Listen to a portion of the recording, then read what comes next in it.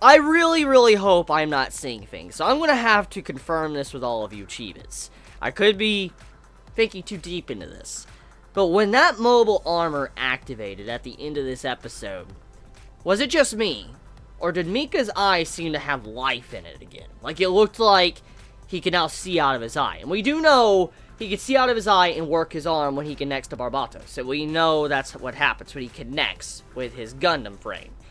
But when the mobile armor activated and you saw his eye light up, the one that supposedly doesn't work, it made me assume that the activation of this mobile armor somehow reawakened his eye. I don't know if that was meant to show that he has his eye again, or if it was some form of symbolism or foreshadowing to something in the future. So I want to ask, did anyone else see that, what I saw in this episode, and what do you think that overall meant? Now saying that, let me just say, as I've stated many times in the past, I'm new to the Gundam franchise. I haven't seen many Gundams at all. I mean, I'm just pretty much seeing, Iron-Blooded Orphans. But, mobile armor. I don't know if it's ever been used in previous Gundams. I want to assume so, because, I mean, Gundam frames and stuff. But, mobile armor. That shit was fascinating. That really caught my interest in this episode, because I've always heard about Gundam frames, going off, having people get inside mechs fighting each other, different, militaries going up against each other, just the standard stuff. But with the introduction of mobile armor, this sentient AI that can destroy civilizations, it gets my interest, because it shows that there is a bigger threat behind the scenes. It's not just humans versus humans, but it explains a long time ago in the past, a bunch of humans united to be able to make Gundam frames to combat the mobile armor. And it makes me question who exactly made the fucking mobile armor and for what purpose. I mean, the mobile armor is apparently something that's an AI that kills civilizations, but what type of person would make mobile armor? It's so massive too. I mean, when you see it in that hole and it pops out of the hole and stuff, I'm like, yo, that roar. So I'm liking the introduction of this. It's a really interesting plot development we are getting, because it's not just going to be about, politics. Like, for instance, like, two human organizations going up against each other. It's going to be a bigger picture. It's going to be like everybody going after their own personal goals, but also to take down a common threat, which would be the mobile armor.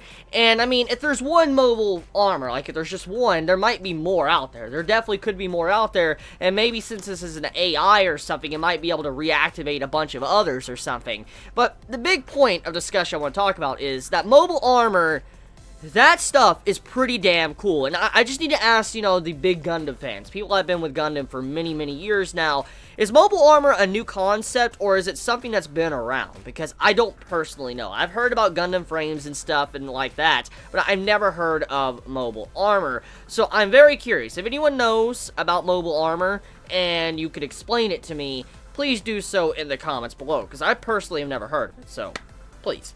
So I'm pretty damn hyped for whatever the plot, or wherever the plot is going to take us, because of the ending. I mean, it's a very unexpected turn of events. I mean, I didn't think something like this would happen with, the way the plot was building up. I thought it was going to be more political than anything else, because when you have the stuff going on with, like, Orga and also some of the stuff with Tewas, I mean, it makes you assume that it's not going to have anything like that, like a big threat like mobile armor. Well, with mobile armor's introduction, it adds a bigger picture here, and I just wonder how everybody's going to react when it starts probably attacking civilizations and wiping them off the map.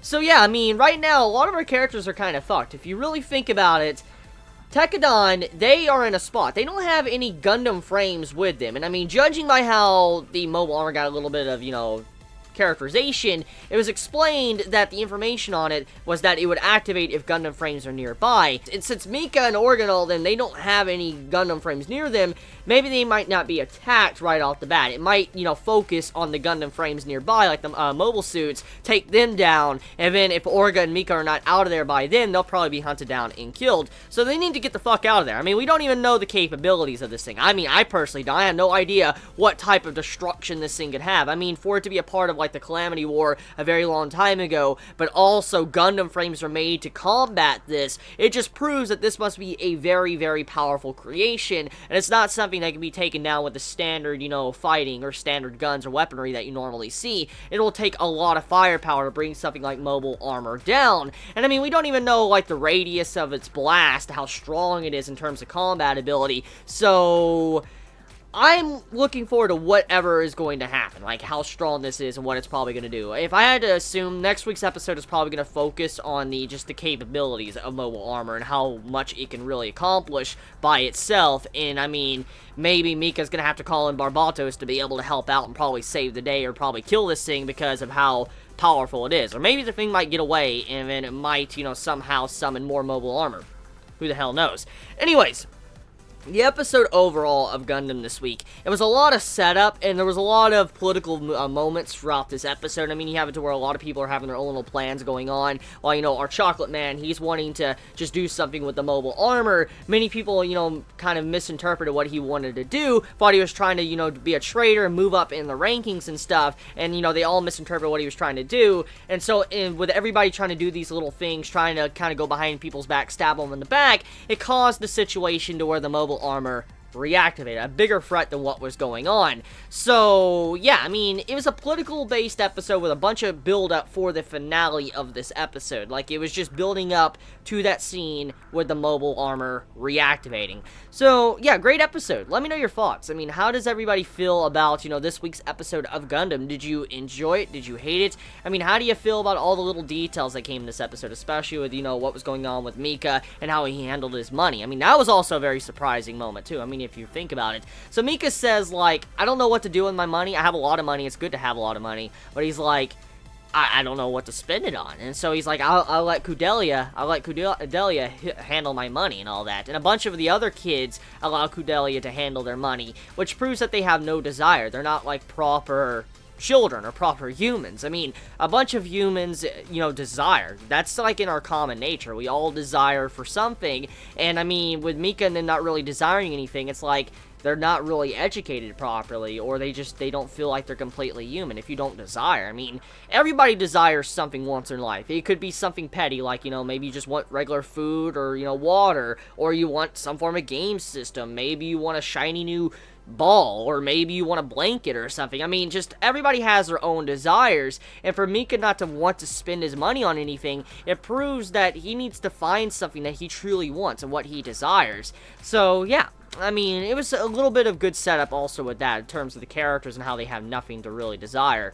So let me know your thoughts in the comments below. You all have a wonderful day or night wherever you live. Please be safe.